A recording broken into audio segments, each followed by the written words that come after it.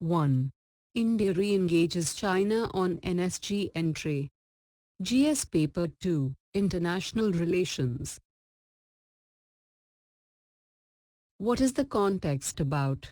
India offered a new mechanism of talks to China on the Nuclear Suppliers Group (NSG) issue. External Affairs Minister Sushma Swaraj also expressed concern to the visiting Chinese Foreign Minister about the China-Pakistan Economic Corridor (CPEC), and sought an end to China's opposition to blacklisting Lashkar-e-Taiba leader. New Delhi should not be downhearted as the door to the NSG is not tightly closed, said Xinhua, the Chinese news agency. Why does India want to be in the Nuclear Suppliers Group, NSG?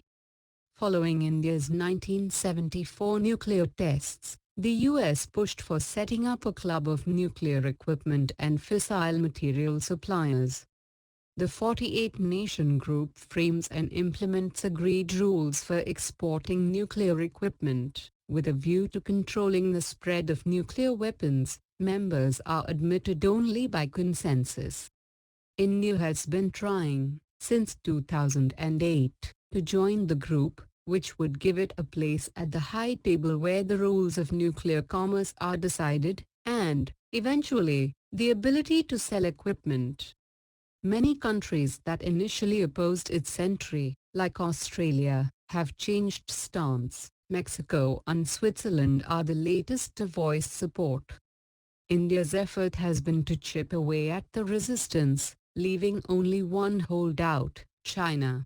But until China accepts India's entry, there is no hope of membership. With India committed to reducing dependence on fossil fuels and ensuring that 40% of its energy is sourced from renewable and clean sources, there is a pressing need to scale up nuclear power production.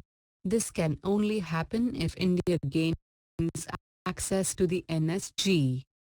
There are still many types of technologies India can be denied as it is outside the NSG. Access to technology for a range of uses from medicine to building nuclear power plants for India from the NSG, which is essentially a traders' cartel.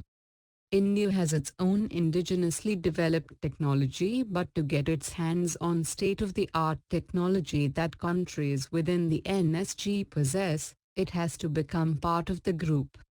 With access to latest technology, India can commercialize the production of nuclear power equipment. This, in turn, will boost innovation and high-tech manufacturing in India and can be leveraged for economic and strategic benefits. Why does the US want India in the NSG? The answer lies in the US effort to strengthen the global nuclear non-proliferation regime, whose centerpiece is the 1968 Nuclear Non-Proliferation Treaty, or NPT. The NPT defines nuclear weapons states as those that tested devices before January 1, 1967, which means India cannot ever be one. India, like Israel and Pakistan, thus refused to sign the treaty. From 2005, though, President George W. Bush's administration sought ways to deepen strategic cooperation with India.